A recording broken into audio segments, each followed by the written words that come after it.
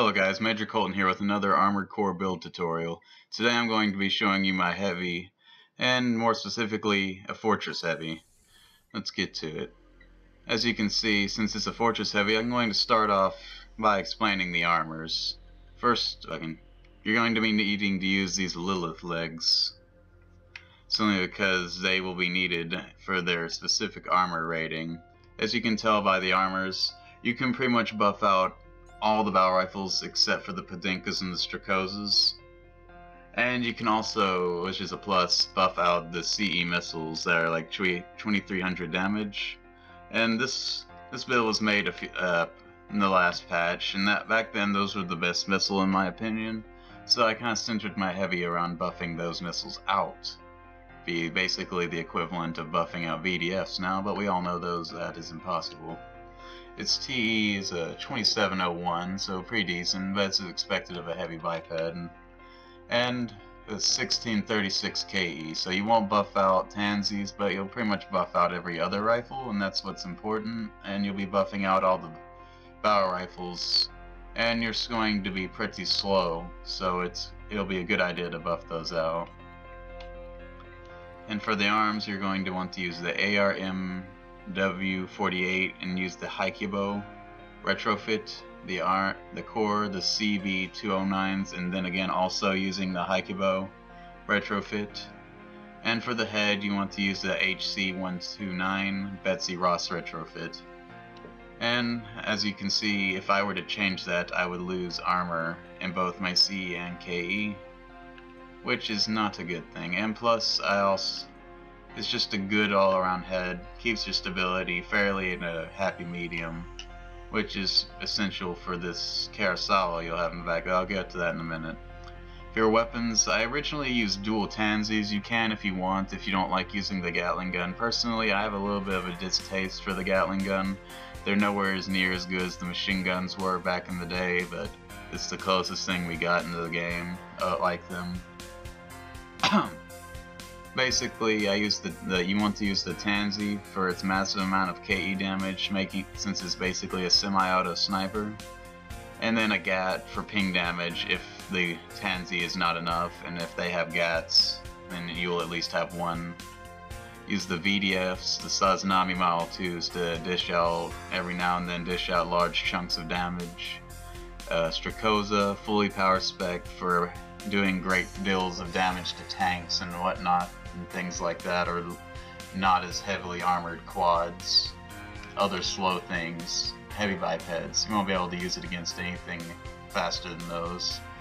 And when you are fighting things that are faster, you probably want to use the GAT and then swap over this armored Kurosawa out front, and basically go to town on using it. And I would recommend using this and the GAT in tandem against quads while also using your VDFs, and that will help you wipe the floor with them fairly quickly.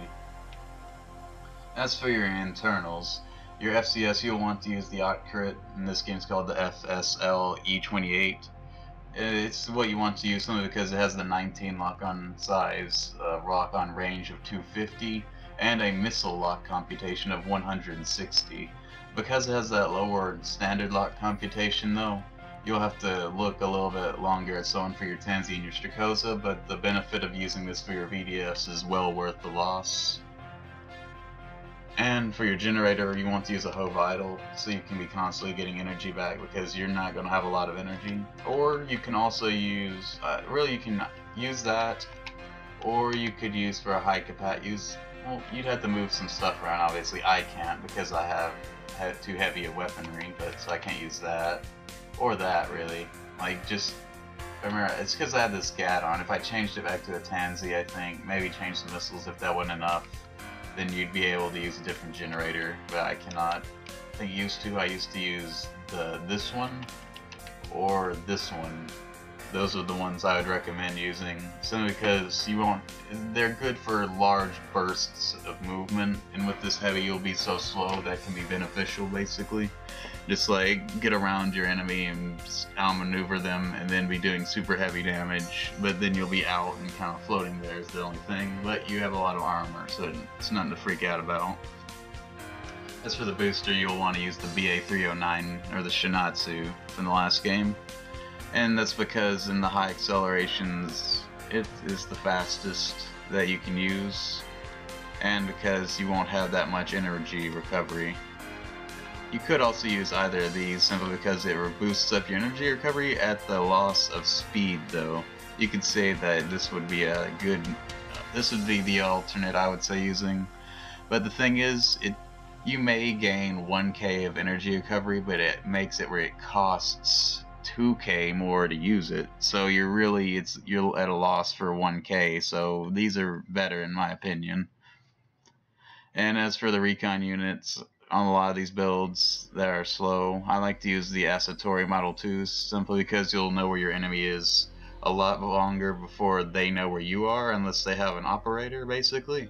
And because of this 500 recon range, you won't be able to scan anybody, but you have all the weapons you need to do any damage type. So you can just really, all you gotta do is look at what kind of build they're using and appropriately pick your weaponry. And then, because this is basically just toting every max damage of all the basic weaponry.